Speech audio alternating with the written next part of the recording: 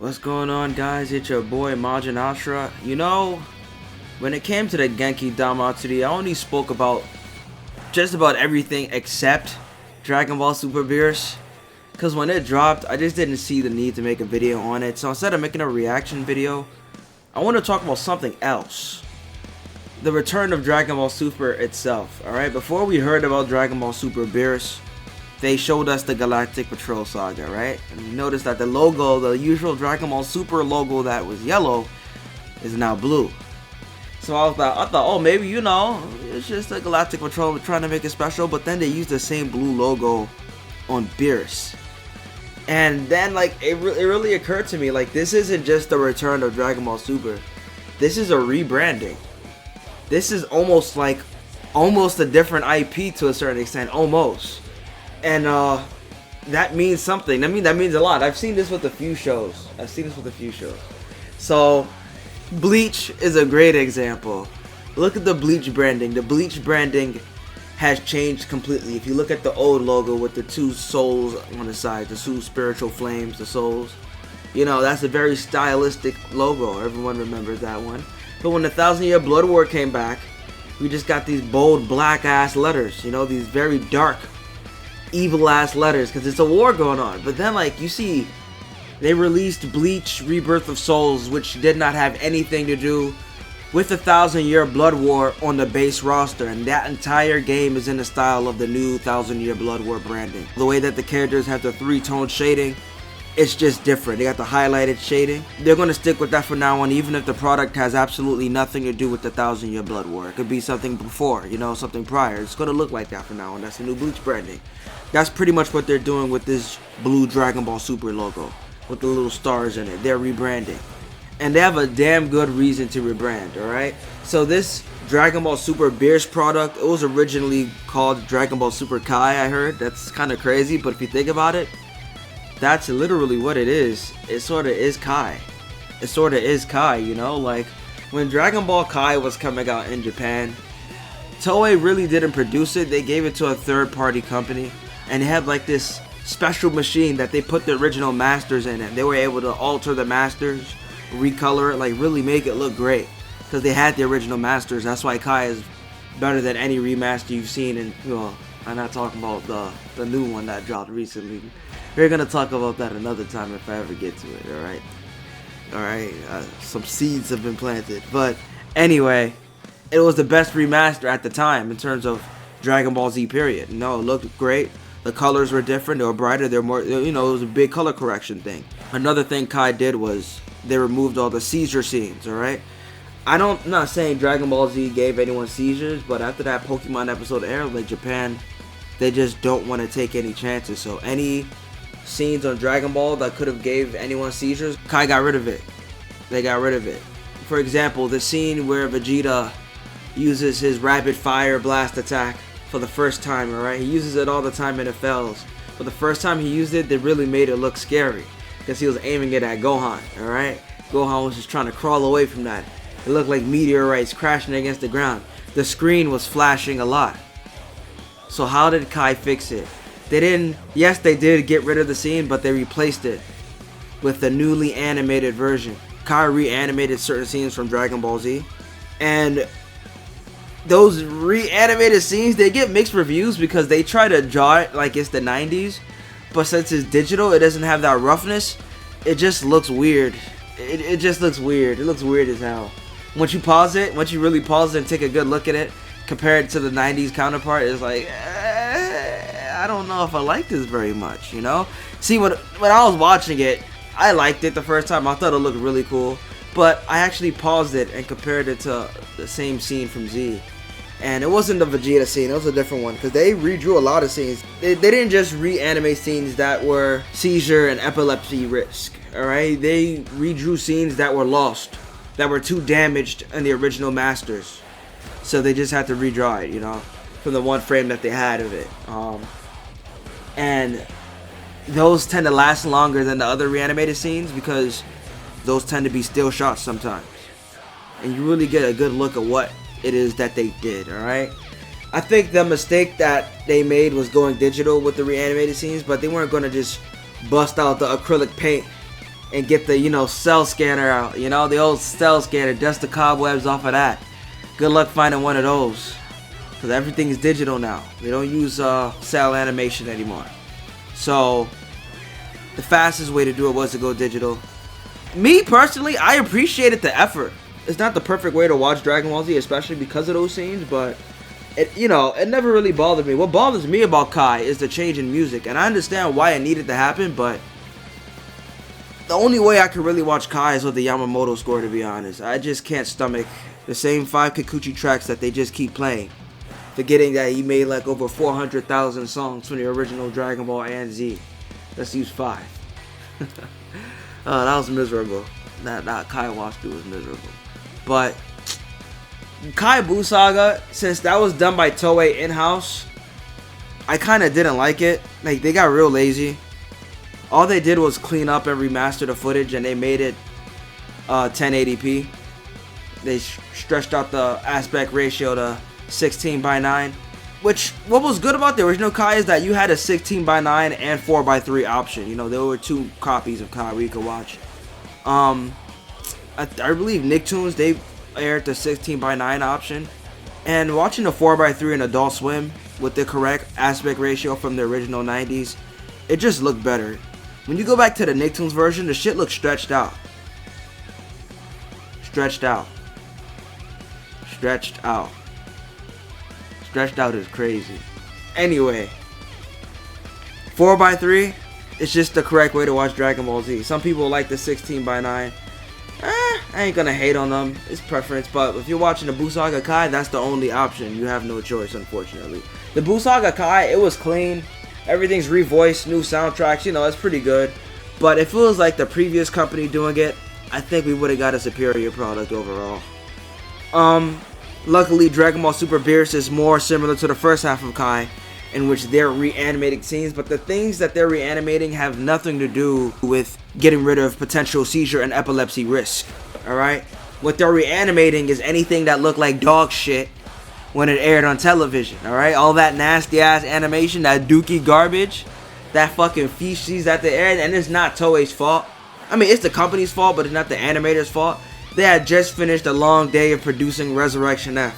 They're about to pack their things and go home, only to see Dragon Ball Super Project on their desk before they even get a chance to leave. Mans went to the bathroom to piss, came back and saw Dragon Ball Super order on his desk after he had just turned in Resurrection F and got the film reviews. Dying, sweating blood from the misery, crying tears of blood from the misery. That's what they gave us, and they have no choice because Toei forced them. Alright? They didn't even let them rest. If you're working on One Piece, boo fucking who. Here's another weekly anime. Some evil shit, man. And it just resulted in like the first few arcs of Super just looking disgusting. The Battle of Gods arc, that was disgusting. Resurrection F arc was actually worse than the Battle of Gods arc. It's like they gave everything they had for the Battle of Gods, and then they just lost it all during Resurrection F. They just lost everything. Like, everyone talks about how bad episode 5 was. That was just the first taste. Like, the whole entirety of Resurrection F, the whole thing, just disgusting, nasty. Universe 6, the only thing that saved it was that it was new content. That animation was dirty. It was better than Resurrection F. It was dirty. Goku Black arc is when things started getting real good looking. It started, we started getting some crazy cuts. It was a little nasty here and there, but Goku Black arc, ooh. Then the Tournament of Power was just it wasn't perfect because it was still a weekly anime. Weekly anime suffer. They all suffer. So that suffered, the typical weekly anime ugliness. But when they locked in, they locked the fuck in. They locked the fuck in. So every Ultra Instinct fight, godlike. Alright, just saying. Goku vs. Jiren, godlike. Vegeta Final Flash, godlike. So much godlike. They just went hard. And then after that, we had the Super Broly. Super Broly was just the first product that was just prime material. It was just prime. It was, it was just perfect. It was production value. They put money in and they got more money back from it. It was a fucking production. That's all I can say. Dragon Ball Super Broly was a fucking production. It was just perfect, And then they wanted to take a risk. They wanted to play a game, and they gave us Dragon Ball Super Superhero. Alright, we got that movie. Now, yes, it was CGI, but the earlier trailers look significantly more uglier than the final film. And it ended up unironically being one of the best 3D animes ever. I'm not even capping about that. It's Dragon Ball Super Superhero is one of the best looking 3D anime of all time. Like, that's kind of crazy if you think about it. Like, you can hate the fact that it's in 3D, but it wasn't bad 3D. It was pretty good. And I think they drew over a lot of the frames too to make it look, give it a hand-drawn feel despite being 3D. Like, they really worked their asses off with that one. So, like, once you're watching it and you're immersed into, like, the plot, you sort of forget almost. Like, it was that good of a film. There's some 2D drawn scenes here and there. I think the first Orange Piccolo scene was 2D. When he was rising up, if I remember correctly. You know, now with this new, oh yeah, Dragon Ball Daima. Whew. That was the first taste we got of seasonal Dragon Ball. And I think, like, that was like a test at the same time. It wasn't just a final Toriyama product. It was a test to see what seasonal Dragon Ball would look like. You know? That was like the testing grounds for the Moro arc, in my opinion. Because that was even though it was a seasonal anime, but it came on weekly, and it was also like Super Broly. It was a fucking production, especially on certain scenes. It was a fucking production. Daima was really good looking, despite the dookie episodes. You know, it was a good looking show. Now we are here with Dragon Ball Super Beerus and the Galactic Patrol Saga, with the blue logo. The blue logo means pretty much that we're done fucking around. I think that's what the blue logo means. It means we're done fucking around. Every product that you get from here on out is going to be godlike, and we're going to fix what we did to make that as godlike as possible. So they're giving us a Dragon Ball Super Kai. They pretty much want people to almost forget about the classic Dragon Ball Super. Like, they want this to be the definitive version of Dragon Ball Super. So the Dragon Ball Super Beerus, they're getting rid of a lot of the ugly animation, but they're also adding a new line filter over all the other stuff that they're not even going to mess with. They're going to have a new line filter, and the line filter is sort of similar to Super Broly and Daima. You know, those little ink strokes they've been messing with. You know, and what I like about those is that it reminds me of classic Dragon Ball, because classic Dragon Ball was hand-drawn. You know, it was hand-drawn. I mean, Dragon Ball Super is hand-drawn, but you know what I mean. It was hand-drawn with traditional materials. Dragon Ball Super, it is hand-drawn, but, you know, it goes through a computer. It's like a digital phase, so, I mean, it's still drawn by hand. I'm not on paper, but, you know, it's scanned onto to a computer, so. Dragon Ball Z, that was done with, like, traditional coloring, you know, acrylic paint. Like, it was really an art project. It was, you know, you really got your hands dirty working on that show. And Super Broly had the heaviest, ink strokes in terms of the new line filter. Super Broly and Wano of One Piece and One Piece Stampede, and like it really fit. That line filter fit Wano because it was a Japanese samurai arc, so it really worked. It made it feel like they were made out of calligraphy to a certain extent. Stampede, I feel like they just wanted to do it for a style, just to test how One Piece would look with that. But Dragon Ball, it just fit because of how Dragon Ball was drawn back in the 90s. You know, it just really fit perfectly. It was great, and I'm glad they're sticking with it. Daima had a similar one. It might look different, but if you look closely, like, it's still, like, it looks like ink strokes in a way. They're just extremely thin. They're thinner. Well, Daima and Dragon Ball Daima and One Piece Egghead have the same line filter, so it seems that they're using a new one for Dragon Ball Super. I'm not sure if it is new, because I didn't see those new One Piece episodes where when they redid the Fishman Island arc. Because that also had a lot of ugly ass animation, so they fixed that. It could be the same line filter from there. I haven't watched it, so just one of you guys will have to comment below. Take a good look. Tell me if the shit looks like ink. I don't feel like I mean, stop being lazy. Let me look it up real quick. This is literally the same thing as Dragon Ball Super Beerus. This One Piece Fishman shit. So they did something like this before. It's literally the same shit. So we're all right. We're eating. Wow. Yeah, One Piece already got this treatment. Yeah, I'm seeing some ugly, really disgusting shots. Fixed. Fixed. So, yeah. Well, they definitely did this before. One Piece already got a Kai. They just didn't start from the beginning. Unfortunately. But, alright, so Toei already has experience of making, you know, doing a glow up. It looks like a similar line filter. The Fishman Island arc looks like an ink-like line filter, sort of like the newer products. So that's Toei's thing right now. It works for One Piece and Dragon Ball, even though Tiger Mask was the first anime to do it. Never watched it. I just know it's the first to do it. So let's stick with that. It just makes it look better automatically. All the still frames, they're redoing some of those too. Just fixing drawings, not just animation. Drawings are being redone. New scenes. Some scenes are just gonna play out completely differently. That's gonna be pretty dope. The lighting is gonna be better. It's gonna look more premium. All right. Some of the lighting on the new one looks great. Like, it makes it look like a high-end anime. You know how like Demon Slayer and Jujutsu Kaisen sometimes have crazy lighting? Like, it reminded me of that to a certain extent. Like, the lighting looked real crazy on Beerus at certain points, you know? So I'm looking forward to that a lot. Even though it's content we've already seen, like, it's just gonna look so good. And the Frieza portion, they're gonna have to, that's gonna be a whole new animation. I think that's gonna be a whole new animation.